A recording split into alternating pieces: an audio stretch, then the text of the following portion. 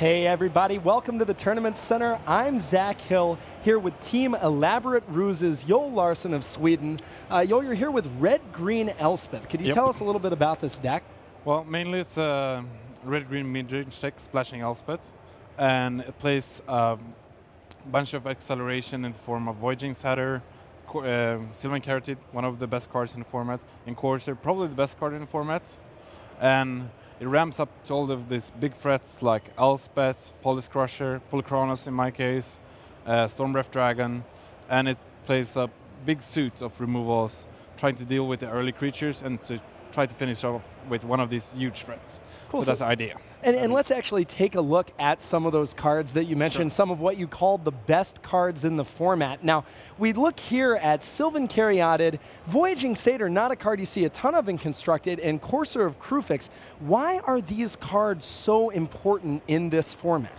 All right, so Sylvan Caryatid is a very safe accelerant because it has hexproof, obviously. It blocks really well against aggressive decks, and it helps you ramp up with the help of Voyaging Satyr to this big 4, 5, and 6 drops. And both of them fixes your mana because you're free colored. So Voyaging Satyr can produce double green, double red, and double white, and so on. And then we have Courser, which is, I wouldn't say it's a ramp creature, I would more say it's a win condition, card advantage, and ramp in the same shell. I mean, it blocks super well with Scrylands and Magma Jet, which we'll get to later, I presume. It helps you fix your draws, play lands from the top so you don't have to draw too many lands, and with the help of Scry, as I mentioned earlier, you can really filtrate what kind of cards you draw. Because usually against this big mid-range decks that has ramp and big creatures, the problem is sometimes you draw one side of the deck. Sometimes you're all acceleration, reactiveness, sometimes just big guys, some lands, and you can't keep those hands, right?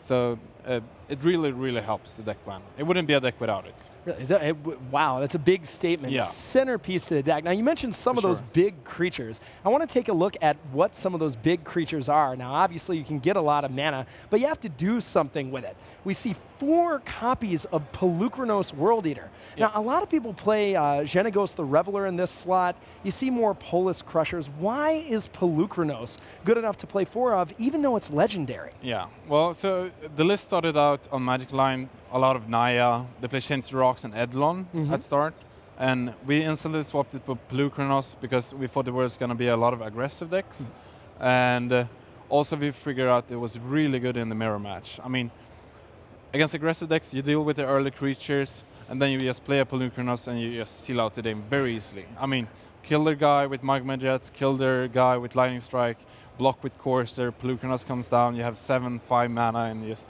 kills a guy, attack for 7, 7, 7, and you just win. So it's very powerful.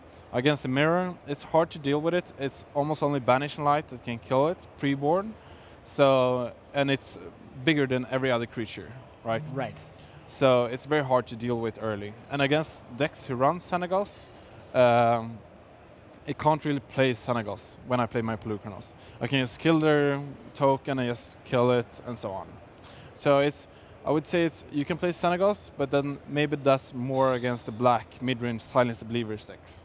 But Polukranos is probably better against everything else. Right, that's now, what I think. A card that all of these decks play, Stormbreath Dragon, 4 copies, just really one of the best cards in the format. But I want to talk about Elspeth. Now, in many ways, you're playing white specifically for Elspeth, and yet you only have 3 copies. And Banishing Light. And Banishing Light, and we'll get there. But Elspeth is a big part of this deck, and yet you're only playing 3 of them. Why is that?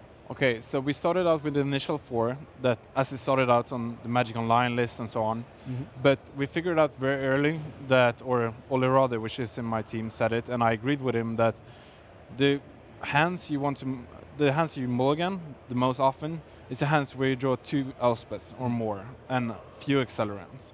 Because against some decks it's not even that powerful, and it's very, very clunky with 2 6 drops, and they're obviously, you can't have them both on the board at the same time. That would probably be too good. But it's also a bit worse against the newer decks like, what is it called, Doomwake Giant. And the Enchantress deck, Elspeth doesn't really do anything. I usually sideboard it out against the deck because the tokens doesn't get through their Coursers, it doesn't get through their Eidolon of Blossoms, Sylvan Caryatid, and they can just play a Doomwake Giant to kill all of the tokens at once. and its minus ability only kills their Doomwake Giants. So that's why we cut down on one of them and made room for this bad boy. And explain Polis Crusher. I mean, the protection from enchantments, obviously Banishing Light's the big one there. It's a big one. It's also, I mean, we figured out that getting ahead and playing a big 4-drop in the mirror is very big. And also Polis Crusher, as you said, it's hard to kill in the mirror. But, so we wanted something more like that. We just want to play a big guy first, maybe kill theirs, and start being aggressive. Because it's hard to be reactive to all of these big threats, especially off the sideboard when it becomes more. And it's also pretty good against like Banishing Light, obviously to kill it, not only to survive it, to get it back another threat. It kills their Courser, it can, against mono black aggro, it kills a lot of the guys. I mean, you cannot kill Master of the Feast with it, which is a huge deal. Okay, so let's take a look not just at some of the threats in the deck, but actually some of the removal spells. Now, this deck plays a lot of removal, more than you see sometimes in other similar style decks.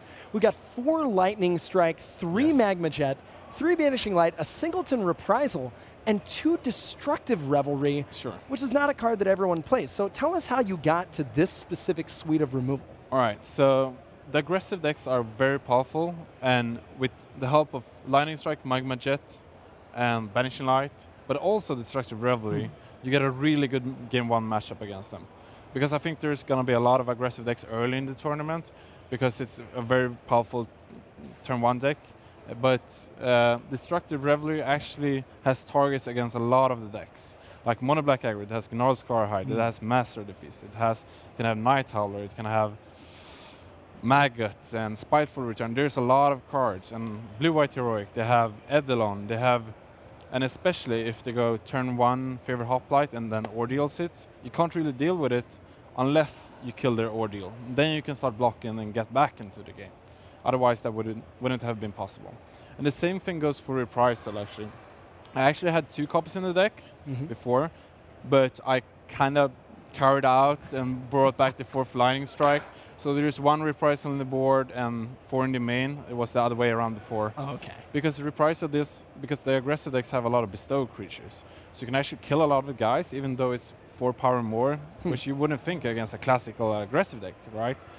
But it's actually very solid, and it's a big commitment to, firstly, Master of the Feast, which can be a hard guy to deal with, especially if the forces you Banishing Light, Brain Maggot, and so on.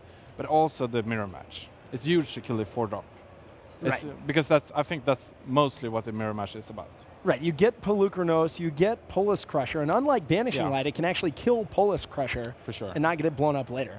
So which is big. I want to talk about one specific thing. If we can look at some of the lands in this deck, you know, you see a lot of ramp, you see a lot of monsters, and you see a lot of removal. If you draw the wrong combination of those, traditionally your deck doesn't do a whole lot, but with 12 temples, it seems like you can draw the right thing at the right time. How important are these? They're super important. It feels like playing a blue deck. Really? Which is, I mean, I haven't played green, white, red in a long while and felt good about it. But with this deck, with all the temples and the Courser, because you can play when you play, you can play Courser on turn, the favorite play of mine, let's back it up, is turn 2, Sylvan Caryatid or Voyaging Satyr. Then on turn 3, you play Courser, reveal the top, and it's a scry land, and you can scry land on the bottom if there is another. That's like playing a creature, getting alive, huge threat, and drawing 2 cards, almost. So these are huge. And also, as we talked about earlier, the help of all of these scry lands, Magma Jet and Courser, you get to choose which kind of threats or reactiveness or lands. So it's huge for the deck. I think it's really good. And it fixes mana, of course. Obviously. On top of everything else. On top of everything. Of course, there's some lands that don't come into play tapped. We've got some basic lands. I believe it's 6 mountains and 6 forests. Is that correct? Yes. I think. Say it again? Yeah, that's correct. 6 and 6. No 6 plains. 6. Do you never want a basic plains? No, not really. I mean, we have 8 sources and in the form of the Scrylands, but you also have Sylvan Caryatid and Voyaging Satyr, right? Okay. So if you only have one of them, the other will produce the second one for Elspeth initially. And Elspeth is not a must-have on turn 6 or turn 5. So I think we're fine with that mono base because it's very important to sometimes have 2 mana for a removal or accelerant on turn 2. which is where these untapped lands comes into play. Right, and we've seen some lands with as many as 14 scry lands. That's a lot of lands that come into play tapped, so having basics is important. So that gets us through the main deck. Let's take a look at the sideboard. I want to start out with some of the threats in the sideboard. You see 2 Mistcutter Hydra, 2 Arbor Colossus, another Polis Crusher. What are each of these for? All right, so the Mistcutter Hydra is a concession to the blue control decks, which there aren't really any of, because kind of, they are against bigger decks, but mostly progenitor swings. Decks that run them like a bug deck, for example, that we have seen earlier, or Esper, as I said, to have something to attack through the progenitor swings and dissolve, mainly. And it can also kill Kiora, or it can kill Ashok from nowhere. So having haste threats can be very important against the more controlling decks in the format. And what about Arbor Colossus? So Arbor Colossus is mainly against the mirror match because it's a huge threat. It kills Stormbreath Dragon, which is quite complicated to kill before board. There's only really double bolting it or Elspeth minus that kills it. So Arbor Colossus is big there. Also sided in against mono black aggro against the Stormbreath Dragons because it blocks everything. It blocks creatures with Herald of Torment on it when it comes into play, and also Master of the Feast. So that's why Arbor Colossus is there. And the Polis Crusher is mainly for the mirror match, to have another 4-drop to just jam in there, to have your plan. Great, so those are some of the threats in the sideboard. Now we see more of the answers. Again, a common theme is, we've got in the main deck, removal spells, creature-based threats, and Elspeth, and then accelerants. These are kind of your more resilient threats. Yes. Well, what do you bring these in against? So all of these are very important against the black decks. I mean, that has Silence the Believers. They have there's Downfall and so on. Because Silence the Believers is very powerful against a deck. To be able to kill 2 big guys for 7 mana, I mean, it's huge. So you gotta have more resilient threats that they have to Hero's Downfall and so on. Because Ajani, you have to downfall it or else it will get out of hand. We actually had 2 Xenagons from the start against the black decks, but we figured out we only brought in 1 when we fixed the sideboard. So we rather had 1 of each. Hammer is maybe better against Esper and more controlling decks, and this is better against more black mid-range decks. So yeah, more resilient threats. To also be able to board out all of the initial burn spells and removals you have in the deck, because they're dead weight against people without creatures, right? Like, they don't do anything. They can go to the face, but that's not so exciting. Maybe. Right, you don't want to be paying 2 mana for Lava Spike. Okay, and finally, let's round out the sideboard with, I guess, more answers. We see Anger of the Gods, a card that really hasn't been at a lot of the top tables this tournament, but, a staple in Modern, really powerful. Sure. Is that for the aggro decks? It's mainly for the aggro decks, obviously. You can try to blow them out while not playing an accelerant. You can play 2 scry lands on the draw or the play and then blow them out 2-for-1 or even 3-1 with Anger of Gods, and the game is usually over. Because you have a lot of spot removals after it, so you can follow it up, and you have big threats, so you can finish the game. So you don't need that much against aggro, but it's just to secure the matchup. And now Fated Conflagration, a card that got a lot of hype when Born of the Gods came out. We haven't really seen it played too much. What is it good for here, and is the red mana cost an issue? Yeah, I mean, the red can be an issue, but it's so powerful against some of the decks, because against the mirror match, it kills almost everything, right?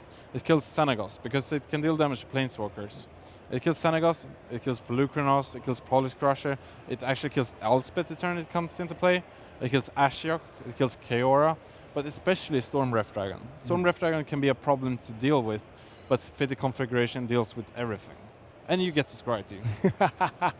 And we finally see another Reprisal. Is that again for the mirror? It's the mirror, the bigger decks, and also blue-white heroic is pretty important against, when the creature becomes too big and you have to deal with it, and yeah.